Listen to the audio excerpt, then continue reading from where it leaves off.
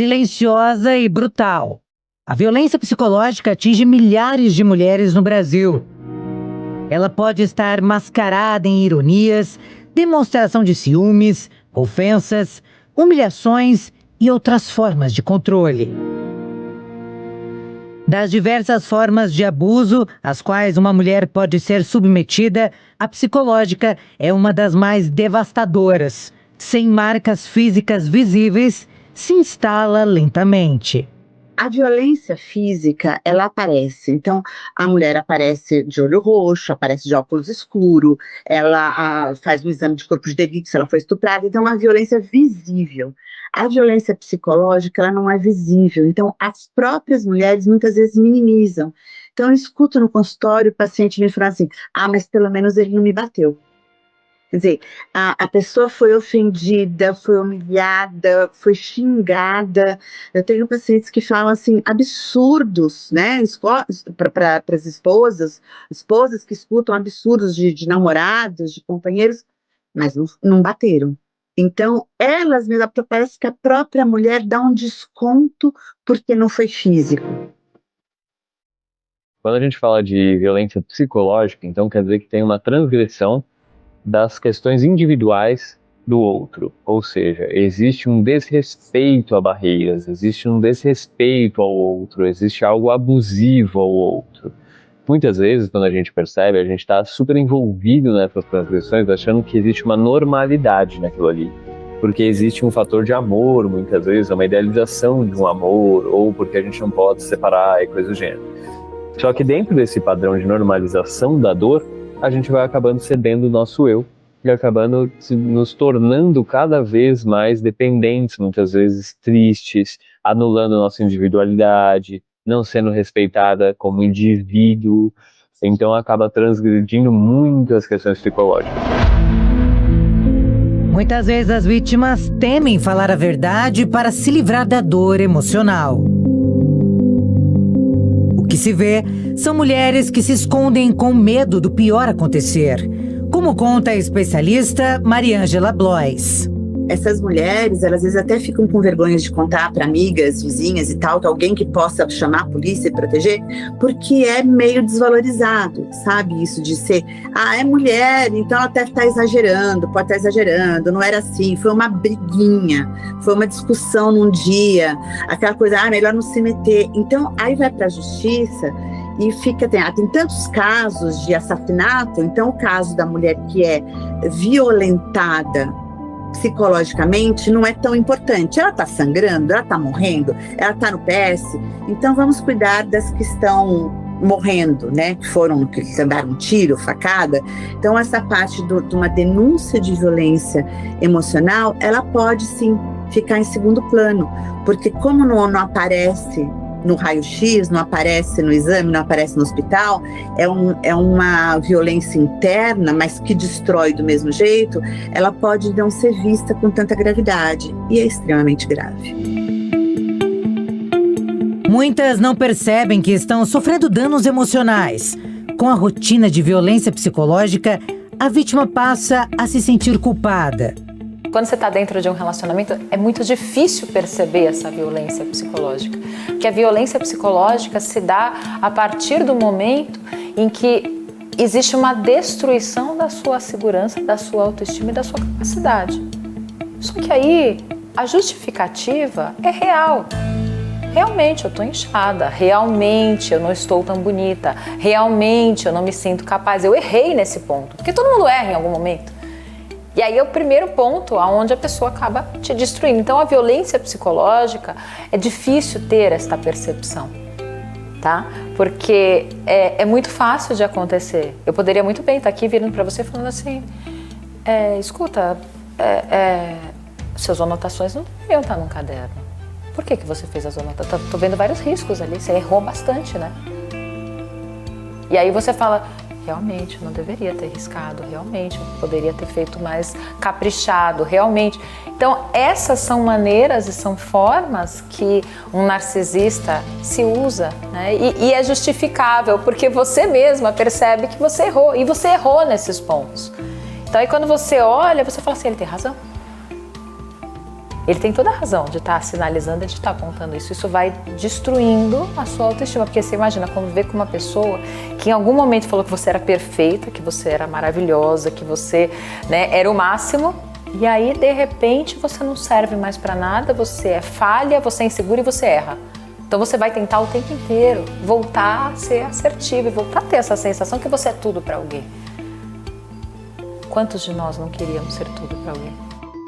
Segundo o psicólogo Yuri Buzin, esse tipo de agressão pode desencadear doenças de saúde mental, como depressão ou transtornos psicológicos. A questão da saúde mental e da saúde física, tá? Muitas vezes o nosso mental vai impactar no nosso físico, porque é uma coisa só, muitas vezes. Então, a partir do momento que eu estou muito deprimido, vou dar um exemplo da depressão, a gente tem muita dificuldade de resposta ao mundo, então a gente sente falta de vontade, a gente não quer sair da cama, a gente não quer comer, muitas vezes ou comer demais, dependendo do caso. Então a gente começa a ter consequências físicas também daquilo ali. Já se a gente vai para uma questão de ansiedade, onde a gente está o tempo todo ali com aquela angústia no peito, taquicárdico, então a gente tem efeitos das situações e transtornos psicológicos no nosso corpo. Então a gente não consegue isentar uma coisa da outra, tá? Elas são síncronas. Então, quando a gente não está bem mentalmente, nosso corpo também não vai estar bem. Isso não quer dizer que o outro está agredindo fisicamente o nosso corpo diretamente. Mas a partir do momento que existe essa transcrição, essa invasão e reforço cada vez mais dessa situação abusiva, o nosso corpo também vai responder. Nosso corpo também vai sentir de alguma maneira. A violência psicológica contra a mulher é formada por 3 fases. A primeira é o ato de tensão, momento em que o agressor a insulta, ameaça e xinga, e que a vítima se sente acuada, reprimida e se isola. Na sequência ocorre uma escalada das violências, e a mulher entende que está sendo vítima de um crime. A terceira consiste no arrependimento e tratamento carinhoso por parte do agressor. A psicóloga Larissa Fonseca explica que essas fases são os caminhos do homem narcisista nas relações afetivas. É difícil conseguir se blindar de um narcisista, de um manipulador, né? Porque ele é extremamente sedutor. Então, além dele te convencer, ele vai convencer todos ao redor de que você é o grande vilão. Então, o primeiro ponto que a gente precisa é fortalecer a autoestima desse paciente. Esse paciente precisa reconhecer o que ele é capaz, reconhecer quem ele é e reconhecer as situações que talvez não sejam exatamente daquela maneira que a outra pessoa está falando, né? Porque a outra pessoa distorce a realidade. Então esse fato acaba ficando um pouco conturbado na mente da vítima, né, na mente desse paciente. Então a gente precisa reestruturar essa autoestima e fazer com que a pessoa enxergue a realidade, ajudar a pessoa a enxergar a realidade. Na verdade, ela traz a realidade, só que ela traz a realidade de uma maneira, mas ele disse que foi assim, assado, né? Ele disse que, na verdade, ele fez isso por causa daquilo, tudo com muitas justificativas. Uma coisa é você aceitar a justificativa, outra coisa é você querer conviver com isso. Tudo bem, a pessoa tem uma explicação para te dar, mas será que eu quero conviver com essa explicação? Aí são duas instâncias totalmente diferentes. Raquel Galinatti, diretora da Associação dos Delegados de Polícia, conta que os ciclos da violência podem também ter atos diferentes, como a traição. Violência psicológica é o primeiro ato de violência num ciclo de violência contra a mulher num contexto doméstico familiar. Porque nenhum agressor, ele inicia a violência, o relacionamento com aquela mulher, com uma violência física, esbufetando aquela mulher. Para conquistar essa mulher, ele tem que ser cordial, ele tem que realmente mostrar que é alguém que aquela mulher tem interesse em ficar e se apaixonar. E aí a violência psicológica, ela não na normatização penal, ela fica muito ampla. Mas eu posso classificar, por exemplo, até a traição uma violência psicológica. Quando, de forma reiterada, a pessoa permanece no relacionamento traída, claro que a sua autoestima fica dilacerada, claro que até a sua imagem, autoimagem, ela fica destroçada, é um sentimento de impotência, é um sentimento de desvalorização. Desde 2021, no Código Penal é crime violência psicológica contra a mulher. A modalidade já era prevista na Lei Maria da Penha, mas ainda não havia sido detalhadamente tipificada, como explica o advogado criminalista Rafael. Bom, a violência psicológica é um crime bem mais recente dentro do nosso Código Penal. É um crime de 2021. Então é um crime bebê ainda, né? Nós ainda estamos nos conscientizando sobre o que é a violência psicológica. Os tribunais ainda estão se adequando para entender quais são as provas mais fortes, mais fracas, o que pode ou não ser levado em consideração numa investigação de violência psicológica. Então ainda tudo é muito novo. Então, claro que nós temos ainda muito mais denúncias de violência física, mas eu não tenho a menor dúvida de que existem muito mais vítimas de violência psicológica do que de violência física.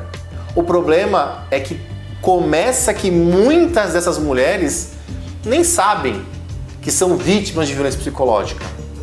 Muitas mulheres entendem que a agressão começa no bater, na agressão física, e ela já vem de muito atrás.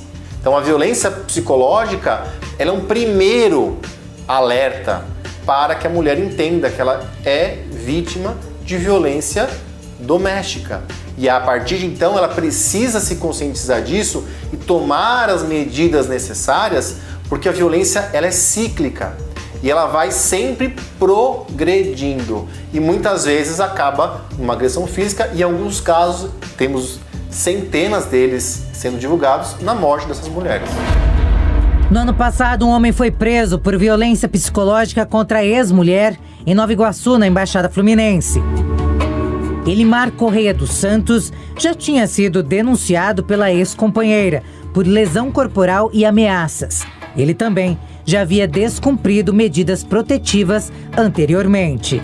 A medida protetiva ela é uma medida assecuratória à mulher que pode ser aplicada sempre que houver um caso de violência doméstica, não só na violência física. Então é possível protetiva, por exemplo, para um caso de ameaça. E hoje a lei ela é muito mais protetiva para a mulher, porque hoje a lei estabelece de uma forma clara que a protetiva ela deve ser concedida independentemente da condenação do acusado, independentemente da existência ou não de um inquérito policial, havendo indícios da necessidade de proteção à mulher, o juiz tem que conceder a medida protetiva. Mas é importante a gente deixar claro que a medida protetiva ela não é um fim em si mesmo. A medida protetiva ela é um meio de garantir que aquela mulher não volte a sofrer novos atos de violência durante a sua vida. Mas é importante que as mulheres entendam que apenas a violência, apenas a medida protetiva, ela não é suficiente para cessar a agressão. Muitas vezes ajuda, mas é importante que ela vá até o final. Ou seja, que ela realmente busque auxílio policial, busque auxílio judicial, para que aquele boletim de ocorrência, para que aquela medida protetiva se transforme no inquérito policial e posteriormente em uma ação penal. E aí sim a gente vai ter um ciclo completo de investigação, de apuração judicial, que vai auxiliar para que não haja mais nenhum tipo de violência contra essa mulher. De acordo com a vítima, o relacionamento durou 1 ano e 7 meses e Elimar não aceitava o término. O crime de violência psicológica, que é previsto no artigo 147b do Código Penal, que prevê atos de agressão psicológica, esses atos eles podem ser caracterizados como humilhação, como situação vexatória para essa mulher, atos em que tenta-se denegrir, depreciar a autoestima dessa mulher. A pena prevista é de 6 meses a 2 anos de reclusão. E o crime é de ação penal pública incondicionada. Significa o quê? Que qualquer pessoa que tenha conhecimento de alguém que seja vítima e queira denunciar, pode denunciar. Não depende da vítima a denúncia contra o agressor, contra o criminoso. Alguns crimes, eles precisam da manifestação da vontade da vítima para que haja uma responsabilização criminal para o criminoso. Neste caso, não. É um crime que independe da vontade da vítima. Sendo assim, qualquer um que presenciar e quiser denunciar, inclusive de forma anônima, pode. O homem não podia se aproximar da vítima, mas enviava mensagens para a ex-companheira. Em uma delas, ele escreveu: "Para esse ano que começa, espero que você sofra e que você pegue um câncer e coma você por dentro." Em outro texto, ele diz: "Desejo do fundo do meu coração que suas filhas sofram 10 vezes pior do que você passou." Ele acrescenta que uma das filhas não merece o lixo de mãe que tem. Elimar segue com palavras duras e cruéis. "Você merece ser estuprada e espancada muitas vezes. Você tem que sofrer muito. Você é um lixo e sempre vai ser um lixo. Sua vagabunda, imunda, espero que você morra, seu lixo." A qualquer momento que a vítima se sentir psicologicamente violentada, ela pode e deve buscar ajuda e denunciar na polícia. O problema é justamente a vítima perceber que está sendo vítima. Então, um dos grandes desafios, quando a gente fala em violência psicológica, é a vítima não mais naturalizar, normalizar ou até mesmo romantizar atos de violência. Porque aquele excesso de controle, aquele ciúmes doentio, muitas vezes a vítima ela não encara como uma violência, como uma possessividade. Ela encara como um cuidado, como um excesso de cuidado. Então é muito desafiador quando a gente fala, principalmente porque a violência ela é invisível. Somente a vítima presenciando e vivenciando essa situação que ela pode realmente denunciar e falar. Muitas vezes essa violência psicológica ela é camuflada por outros gestos. Seja uma violência psicológica no sentido de deixar a vítima completamente ignorada no relacionamento. A consequência que a gente percebe de atos de violência psicológica é a insegurança, é a angústia, é o medo e principalmente é a autoestima dessa vítima dilacerada. Então essa vítima ela não tem mais forças para buscar ajuda. As mulheres estão cercadas por todos os lados. Por isso, buscar ajuda o quanto antes pode evitar tragédias.